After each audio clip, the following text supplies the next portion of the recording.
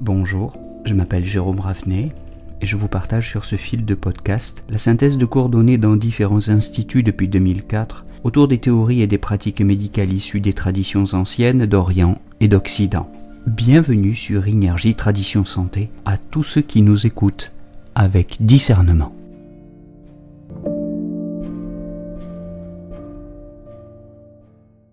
La présente fiche de révision est consacrée à l'analyse du 4GI Regu, le point numéro 4 du méridien du gros intestin. Regu, c'est le point de confluence dans la vallée. Mais sur le plan anatomique, c'est un point qu'on va trouver contre le deuxième méta, aux deux mains. Quand on demande au patient de fermer le point, à proximité du deuxième méta se forme une espèce de colline. Au sommet de cette colline se trouve le 4GI. Point majeur de l'acupuncture chinoise, très utilisé en pratique. C'est un point qu'on peut classer dans les catégories suivantes. D'abord, c'est le point Yuan, c'est-à-dire le point source du méridien du gros intestin. C'est un point de commande de la face, du visage, de la bouche en particulier. C'est l'une des 12 étoiles célestes de Madayang. Et c'est une des 9 aiguilles qui permet de faire revenir le yang. Huiyang Jiuzheng.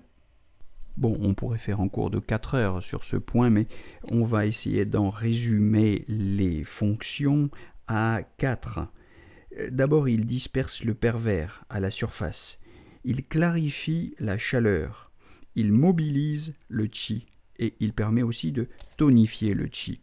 On peut lui adjoindre tout de même quelques fonctions dérivées parce qu'il traite les maladies des poumons et de la surface, parce qu'il régularise la transpiration, dans les cas de vide ou de plénitude d'ailleurs. Il abaisse la fièvre, spécialement dans les problèmes de chaleur, plénitude. Il traite les maladies de la tête et des organes sensoriels, surtout dans les cas de plénitude. Il traite les désordres gynécologiques, il traite les troubles digestifs, il traite les prolapsus, il traite les spasmes, les tics, les convulsions.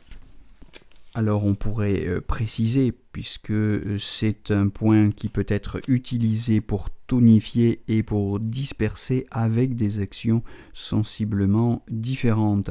Il est plus utilisé pour la plénitude que pour le vide, toutefois, mais on peut l'utiliser en tonification, pour tonifier le qi, pour consolider la surface, pour faire revenir le yang, pour traiter les collapsus, donc pour faire remonter fortement le qi, pour élever le yang, pour retenir le sang. Ça, c'est en tonification. Mais, comme je le disais, il est essentiellement utilisé en dispersion, pour disperser la surface, pour la libérer du vent, pour la libérer de la chaleur, pour clarifier la chaleur, donc pour diffuser le poumon quand il est obstrué et que le qi ne peut plus descendre. Il est utilisé pour mobiliser le qi et le sang. Il permet aussi d'assouplir les tendons et d'activer les vaisseaux luo. On peut le disperser fortement avec une forte stimulation. On peut induire la transpiration. Ça permet de libérer la surface, éventuellement d'ouvrir les occlusions, d'ouvrir les orifices pour réveiller le shen, réveiller l'esprit.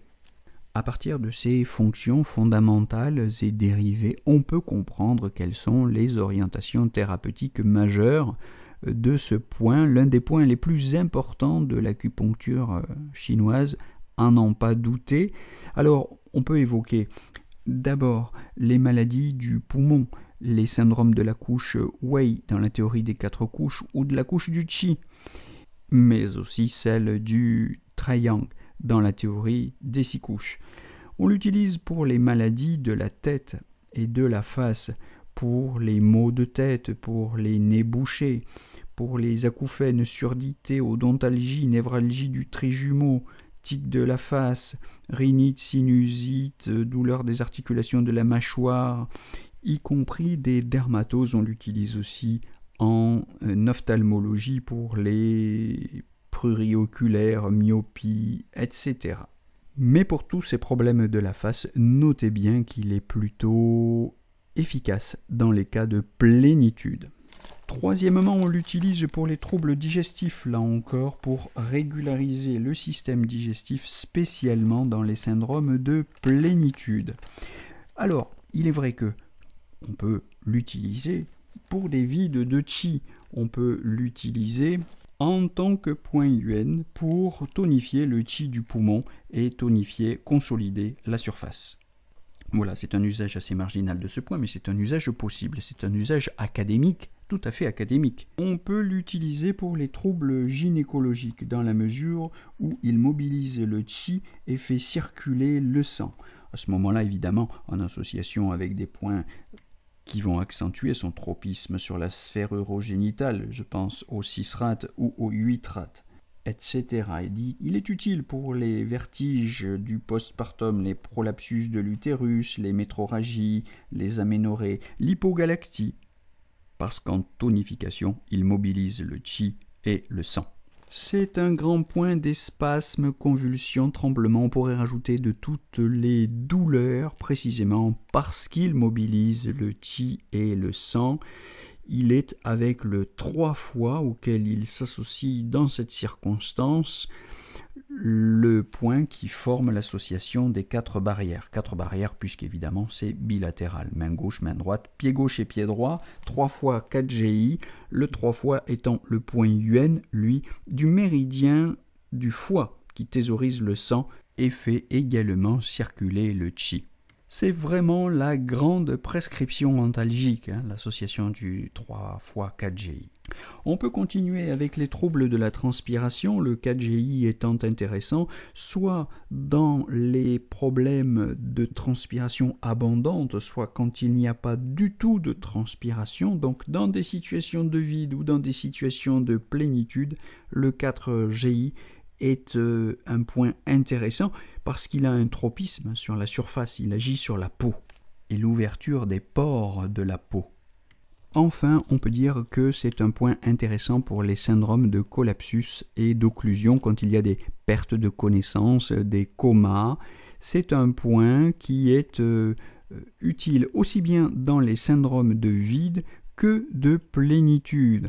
Évidemment, dans les vides, on va le tonifier, dans les plénitudes, on va le disperser, mais dans tous ces syndromes, le 4GI est intéressant. Et c'est la raison pour laquelle on l'appelle l'une des 9 aiguilles pour faire revenir le yang. Alors, il y aurait tant à dire qu'on n'en finirait plus. Je voudrais simplement souligner qu'on peut l'utiliser selon la méthode du point unique. Poncture du point unique pour les douleurs abdominales, pour les transpirations abondantes, pour les rhinites et pour les céphalées. Le 4GI, tout seul, est efficace par lui-même sans même l'associer à aucun autre point.